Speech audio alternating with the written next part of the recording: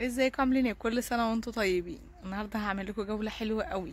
ناس كتير كانت تسال على حي الاندلس وصل لفين، في مرحله سلمت فيه، في ناس استلموا وبداوا يسكنوا فيه فعلا.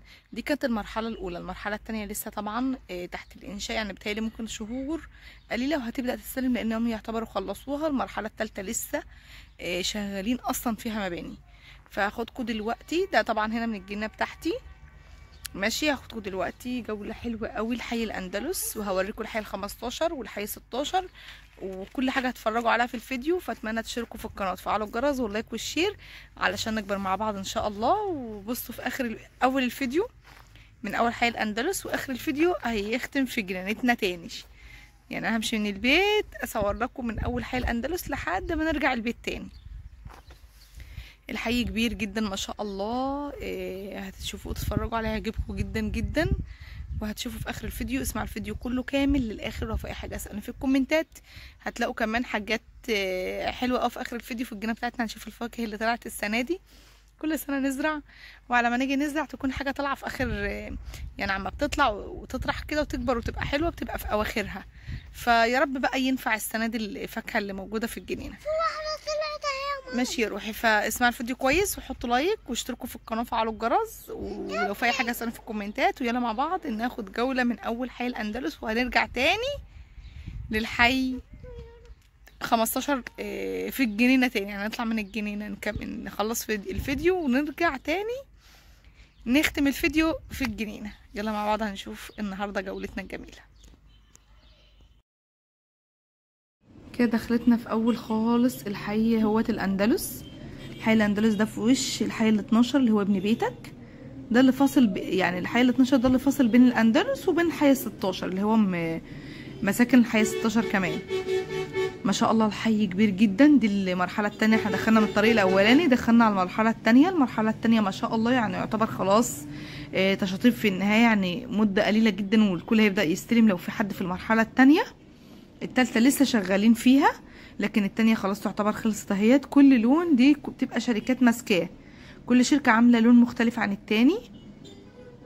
ده حي بقى متكامل جدا. ده اكبر حي في العاشر من رمضان. كنا بنقول حي 16 اكبر حي في الاسكان، لا يعتبر دلوقتي حي الاندلس اكبر في كل خدماته. هيبقى في المدارس، وهيبقى في ابتدائي واعدادي وثانوي طبعا، ويبقى في وحده صحيه. وفي وشه في ظهره على طول من اللمه التانية في ظهر الاسكاء اللي هو ظهر ابن بيتك كان هو الحي 16 اللي هو فيه الاسم بقى، وفي وحده صحيه، وفي الشهر العقاري، وفي نادي هناك هوريهولكوا احنا ماشيين. بس ما شاء الله ده الاندلس كله اللي احنا ماشيين فيه ده. على فكره انا قصرت لكم الفيديو شويه. شايفين دي المرحله الثانيه؟ شايفين الطوب اللي ورا هناك ده بقى المرحله الثالثه. لسه ما استلمتش اصلا ستايل للناس اللي بتدفع لسه اقساط فيها. زي ما قلت لكم كل لون بتبقى شركات. شايفين البوابات عامله ازاي؟ المدخل بيبقى بوابه مقفوله، وكل واحد بيبقى طبعا سكان العماره كلهم بيبقوا معاهم المفاتيح بتاعتها. شغلها حلوه قوي ونظامها حلو قوي. يعني مظبطين حي الاندلس جدا. بيتهيألي هو احلى كمان من عماير ال16 وال15، لان انا هلففكم دلوقتي في عماير ال15 وال16. الاندلس احلى. يعني الكل بيتكلم اليومين دول على الاندلس. شايفين المجاوره اللي بيخلصوها بيشجروها عشان اللي يبقى فيه مكان للقعده تحت. بجد حلو قوي قوي. عملوا فيه مولات، يعني مش مولات، اللي هو حاجات صغيره زي سناتر كده فيها كل حاجه بتتباع فيها تشوفوها دلوقتي. هوريكم كمان العمارات اللي اتسكنت. شايفين ده كله؟ يعني انا ماشيه ده كله. ده لسه مرحله تانية، داخله على المرحله الاولى. يعني انا هنا في المرحله التانية لسه ما استلمتش كلها. ندخل بقى مع بعض على المرحله الاولى. الاولى كلها اتسلمت، وناس كتير بدات على فكره تسكن. يعني المرحله الاولى ما شاء الله يعني لسه مستلمينها قريب، والناس بدات تسكن فيها. زي ما انتم شايفين كده الوانها حلوه قوي ما شاء الله. يعني عايزه اقول لكم حي الاندلس كبير جدا جدا. يعني دنيا تانية. يعني انت في العاشر بس تحس ان انت في بلد تانية. ده بصوا زي ما انتم شايفين كده بيبقى مولات كده للحي، تخدم الحي. بيبقى فيها المحلات بتبقى فيها برضو بيعملوا مزاد علني، وبيبقى فيها محلات ايجار، وبيبقى فيها تمليك زي كل حي كده. دوت بقى دخلنا كده على السلم. ده المرحلة الاولى كلها هيت. دي مدرسه بتهيألي او حضانه زي ما شايفين كده. لازم كل حي اول ما يشطب يعني مرحله اولى اتشطبت والسلمت بيبقى معاها المرافق بتاعتها كلها سلمت معاها. هسيبكم بقى تتفرجوا كده مع بعض. الشقه 90 متر، في ناس مقدمين ولسه ما استلموش شققهم عشان لو حد شاف الفيديو حابب يتفرج. الشقه 90 متر حلوه جدا على فكره. دوت المرحله الاولى هي اللي استلمت. ناس كتير اهو زي ما انتم شايفين، واحنا ماشيين مع بعض هتشوفوا ناس لسه بتنقل وناس سكنت وناس لسه بتسكن. يعني ما شاء الله تلاقوا في العماره ممكن في عمارات يعني فيها 3-4 سكان، في عمارات فيها سكن واحد، في عمارات فيها 2 ساكنين بس، في عمارات بتبقى كلها كامله في السكن. زي ما انتم شايفين كده. على اليمين ده المرحله الثانيه، واللي على الشمال المرحله الاولى سكنت، وفي كمان هنا ده السكن كده. ده كله طبعا المرحله الاولى.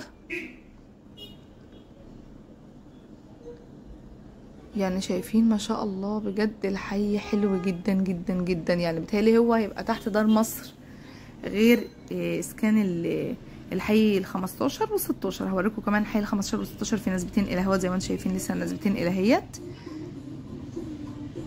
حلوه قوي، كان مقدمها حلو وقصتها حلوه، فالكل كان مقدم فيها ما شاء الله. يعني بيتهيألي انا ما فيش حد قدم وما استلمش، اكيد كل الناس دي استلمت بكميه المباني اللي انا شفتها دي، ولسه كمان في مراحل تانية ما استلمتش. انتوا تقولوا وليه بقى بتبقى فيها مثلا كل مكان كده تحس ان هو لون مختلف عن التاني؟ بتبقى شركات ماسكاها وكل شركه بتحط لون. ده كله متسكن، ده كله الحي الاول اهوت. هنلف منه بقى ونطلع كده من الاندلس. ده كله في الاندلس. مش حبيت اطول عليكم الفيديو، انا مشيت اكتر من كده بكتير، بس انا مقصره لكم الفيديو خالص. وكمان على الطريق الرئيسي السيرفيس شغال، لكن جوه لسه مفيش سيرفيسات اشتغلت في جوه في الحي، فلازم اللي يبقى قاعد معاه عربيته او موتوسيكل او اي حاجه، ان شاء الله توك توك. ممنوع التكاتك في العاشر. بصوا كده طالعين من البوابه اهي. ده الطريق، ده طريق اهوت هنطلع منه. لا مش هنطلع من البوابه دي بصراحه. عاملين كام بوابه حلوين قوي، عاملين بوابات كتير قوي لدخلتكم في الحي. ده احنا فيه في اوله بقى خالص، اول مباني فيه. هنطلع من قدام شويه كده في فتحه هنطلع منها. اللي في وشكم هناك دوت اللي على اليمين ده ابن بيتك، اللي هو الحي 12، وراه على طول عماير ال16.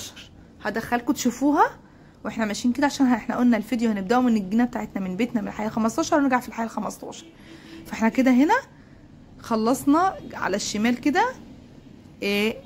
حي الاندلس، وعلى اليمين دوت اللي هو الحي ال12 اللي هو ابن بيتك. زي ما انتم عارفين طبعا ابن بيتك كله بيبقى بيوت اهالي. زي ما شايفين كده نطلع من البوابه دي اهوت. يعني عايزه اقول لكم ثانوي الحي الاندلس ده بيبقى هيتنقل لنقله تانية. الاسعار هتزيد فيه طبعا. اللي عنده شقه وعايز يستثمرها ويبيعها دلوقتي، انصح محدش يبيع شقته دلوقتي، لان لسه الدنيا في الاول. سنه كمان وهتتفرجوا على الاماكن دي.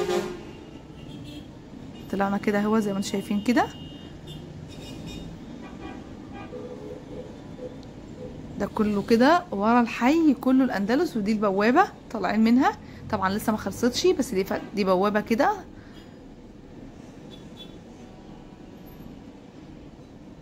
زي ما انتم شايفين كده خلاص طلعنا منها كده. في وشنا اهوت زي ما قلت لكم ابن بيتك.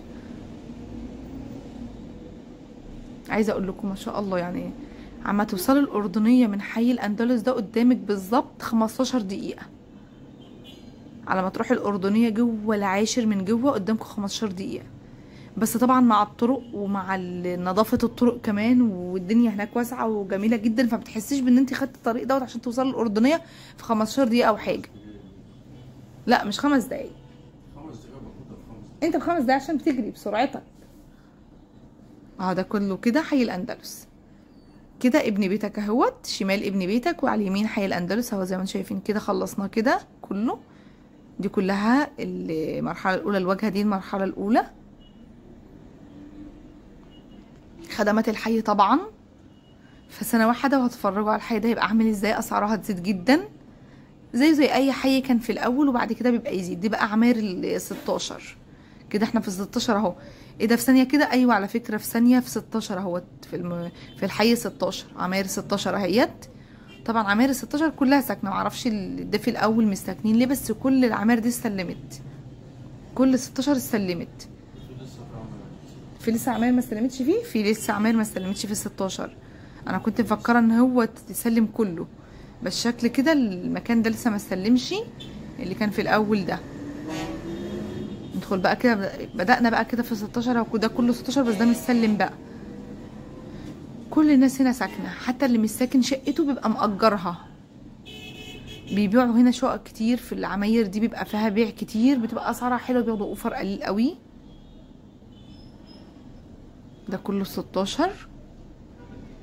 هندخل كده جوه المولات بتاعه ال 16. طبعا ال 16 في خدماته كلها مدارس وكلها كامله وشغاله، وكمان ال 16 فيه سناتر شغاله في كل حاجه يعني.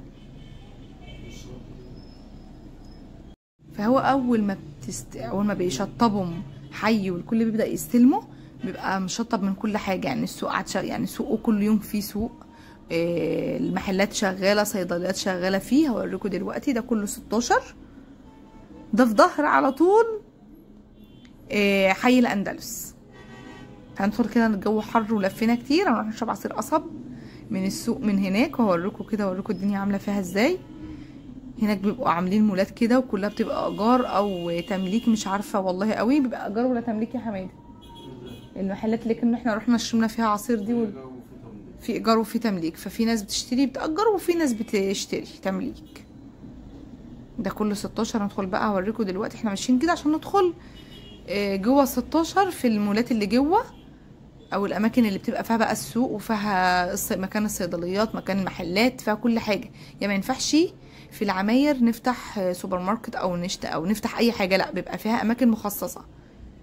دي الكنيسه اهيت، الحي 16 في كنيسه، ومدرسه هدى الشعراوي للثانويه بنات.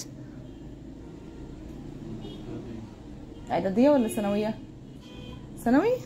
مدرسه هدى الشعراوي ثانويه. ده كله سكن، حي 16 وحي 15 كله ساكن سنه واحده. والاندلس بيبقى كده كل يوم بيسكن ناس جديده، كل يوم في حركه جديده بصراحه يعني. العاشر ما شاء الله يعني من اكتر، زي ما قلت لكم الاماكن بيبقى عليها اقبال، لان بتبقى حياتها متوفره فيها كل المستويات.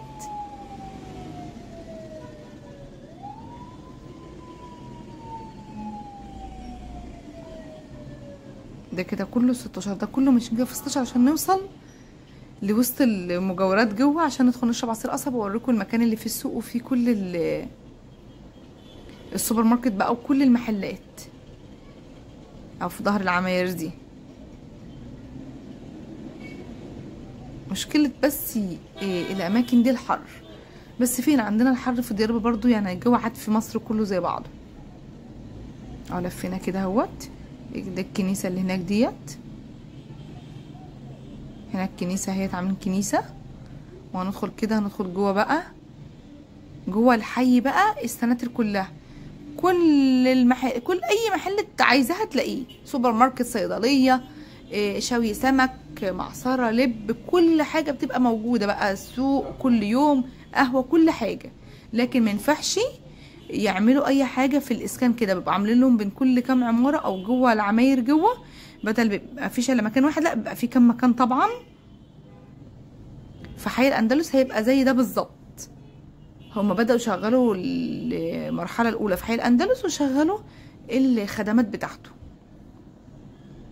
مش عايزة أطول عليكم وأكتر في الكلام عشان تتفرجوا كده وتتفرجوا على الحي كويس. ده كله الحي 16. شوفوا ماشيين قد إيه. بس عايزة أقول لكم الأندلس أكبر منه بكتير. يعني كانوا بيقولوا عماير 16 كبيرة جدا، لا دلوقتي بعد ما دخلنا الأندلس ولفينا فيه، الأندلس أكبر بكتير من عماير 16. اللي هو الحي 16 دي مدرسة برضو في 16. كل حي لازم بيكون فيه خدماته، لان الحي كبير جدا ما شاء الله، زي ما انتم شايفين كده تمشي فيه بالساعات. وكمان احنا كده يعني في الاول دوت بقى، اهو زي ما انتم شايفين دوت كده تبع كل الجهاز، ويبقى فيه بقى محلات ايجار ومحلات تمليك. هنا شوايه سمك، وكان في كل حاجه. احنا وقفنا في جنب، ركننا في جنب الوحده ده جنب الوحده الصحيه بتاعه الحي 16. حماده بيجيب لنا عصير قصب، الجو كان حر. ورايا بقى عايزه اقول لكم كل المحلات، كل ما تتخيلوه، فراخ، سمك، لحمه، جزاره، محلات تشوي، كل حاجه لازم يحطوا خدمات. كل حي خدماته تكون شغاله اهو زي ما انتم شايفين كده. كل دي بتبقى مفيش سكن، ده كله بيبقى محلات مولات كده عاملينها، الجهاز بيبقى عاملها وبيبقى فيها تمليك وفيها ايجار. خلصنا كده وطلعنا من الحي. شايفين ده عماير 16 على طول في وشنا. عماير 16 انا طلعت من عماير 16 اهوت. اللي هناك دوت ال15 الحي 15. سوق الحي 15 هناك اهوت، هندخل نعدي منه اهوت، هوريكم اهو زي ما انتم شايفين كده. ندخل من الفتحه دي في وشي، يبقى انا في ظهري كده اهوت ال16. دخلت بسرعه كده على ال15.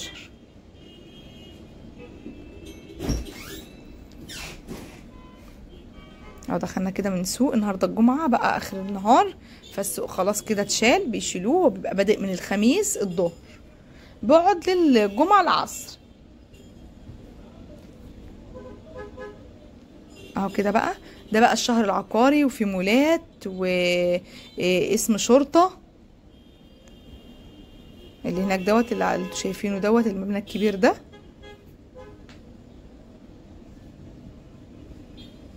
يبقى اسم الشرطه والشهر العقاري بين الحي بين عماير ال15 وال16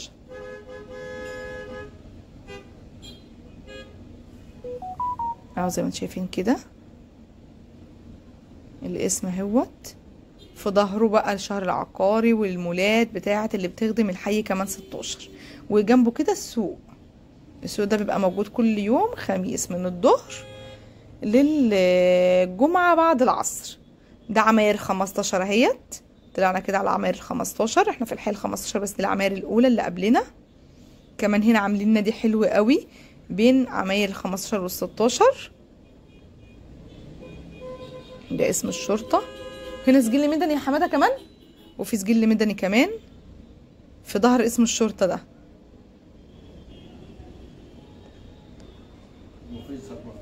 مفيش زحمة مفيش زحمة فيه نهائي جدا فعلا. السجل المدني اللي هناك بنطلع في ثواني.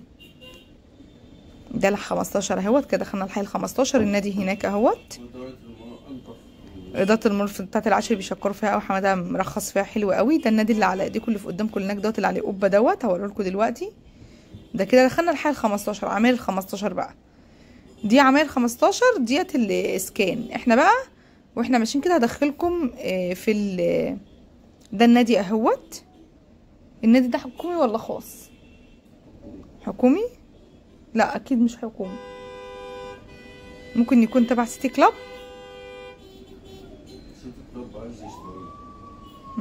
بصوا ده ده النادي ده في ظهر ال16 وفي وش ال15 كده. دخلنا على العماير جوه ال15. ندخل من وسط العماير وادخلكم بقى على عندنا على البيت في ال15. لحد دلوقتي ما نعرفش النادي ده كان نادي حكومي ولا. حماده بيقول حكومه بس انا برضو مش عارفه. ده ال15 اهوت. ال15 متسلم قبل ال16، فكله متسلم، وكل يعتبر الناس كلها ساكنه فيه، حتى اللي شقته مقفوله مأجرها لا اما باعها.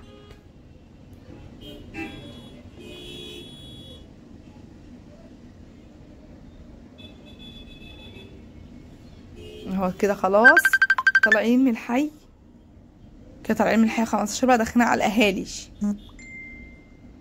ده الحي 15 اهوت. خلصنا كده داخلين على الاهالي بقى. الاهالي ده ايه اللي هو بقى 209 و276 وال500. لكن اللي دوت الاسكان ده بيبقى نظامه شقق. احنا هناك اهوت شايفين كده. هنلف الصينيه اهوت وندخل على الحي بقى. ده الحي 15 اسكان. الحي ال15 ندخل بقى على الاهالي في الحي 15. ده خط السرافيس شغال هنا فله عندنا. الحي 15 كل السرافيس عاد شغاله في الحي ال15، عاد شغال كله. يعتبر الحي 15 كده كله شغال بمواصلاته بسرفيساته بكله، يعني سرفيسات ليل ونهار. دوت وحده الميه اللي هي اسمها محطه الميه في اول ال16 في اول 15 اهوت.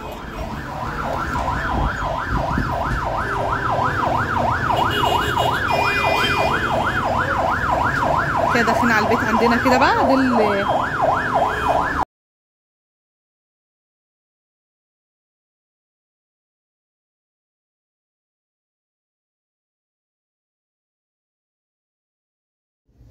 ده كده ال15 كله.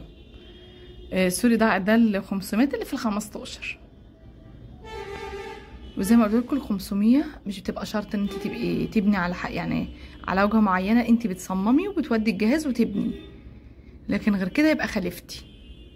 فلكن 276 وال 209 ال 276 الجهاز مديكي رسمه محدده، هو ال 209 بتمشي عليها. لو غيرتيها او غيرت الشباك من مكان شباك بيبقى كده مخالفه في الجهاز. لكن ال 500 بيبقى الوضع مختلف، وال 800 وال 1000 والحاجات دي كلها بيبقى وضعها مختلف. يبقى ده كله اللي على اليمين دوت الحي ال15 500 الحي ال15، واللي كان على الشمال كله 276 زي ما شايفين كده دوت كله 500، واللي على الشمال ده 276.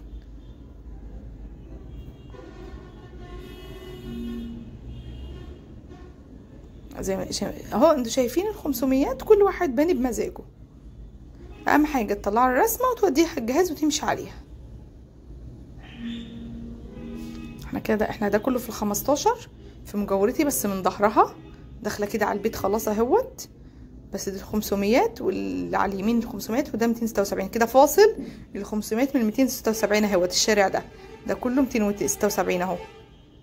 دخلنا بقى كده ده كله 276. طب ايه اكتر حاجه على الطريق؟ ال209 اكتر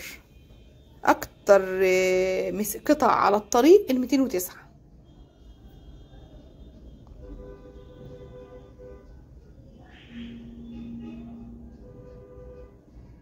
كده خلاص كده احنا داخلين على البيت. ده الشارع بتاعنا بقى، ده 276 بتاع الحي ال15 اللي احنا فيه اهوت، اللي هي مجاوره 99. على فكره يعني عايزه اقول لكم ان اليوم عاد بيفرق في العاشر.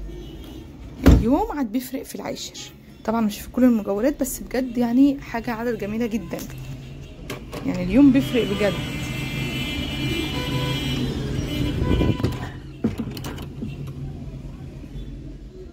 كده داخلين على البيت اهوت. خلاص كده احنا كده في وش البيت اهوت، بس احنا لفينا للبيت من ورا مش من عند المدرسه. ده كله 276. قابلكم بقى السنه الجاي الصيف الجاي زي دلوقتي كده، واوريكم البيوت اللي كانت لسه مبنيه ديت والمجوره دي تبقى عامله ازاي السنه الجايه. يعني في العاشر اليوم بيفرق.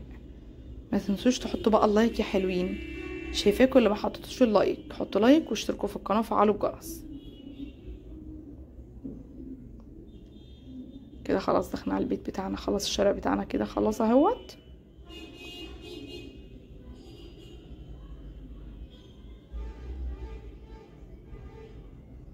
ندخل بقى على البيت ونطلع على الجنينه تاني نقفل الفيديو بتاعنا. اتفرجوا بقى على البطيخ وهو طالع السنه دي، فتحنا طبعا منه، بس هوريكم الباقي. كل سنه بنزرعه بس متاخر، او عامله ما بيطلع بيبقى متاخر، معرفش ليه السنه دي برضو طالع في الوقت المتاخر ده، بس جميل يعني.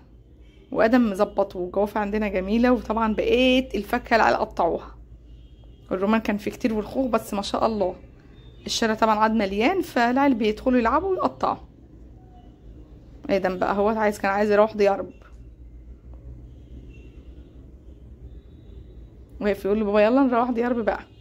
اول مره ادم يزهق ويقول له عايز اروح ديارب. اتمنى بقى تشتركوا في قناتي الجميله يا حلوين، عشان ان شاء الله يبقى معانا فيديوهات حلوه قوي، فلوجات جديده في كل مكان. ولو في اي حاجه اكتبوا لي في الكومنتات. كده ختمنا بالجنينه عندنا اهوت الفيديو في الجنينه بتاعتنا في الحي ال15 مجاوره 99. الرمانه كانت فيها كتير طبعا والولاد قطعوه. هعمل لكم فيديو السنه الجايه في المكان ده، وهوريكم دلوقتي من السنه الجايه هيبقى عامل ازاي الصيف الجاي، لان اكتر الناس دي بتشطب دلوقتي. على الصيف الجاي هتلاقوا الناس كلها نقلت في المجاوره. الجوافه جميله وكل حاجه كانت طالعه حلوه قوي. يا رب بقى الفيديو يكون عجبكم وقدرت افيدكم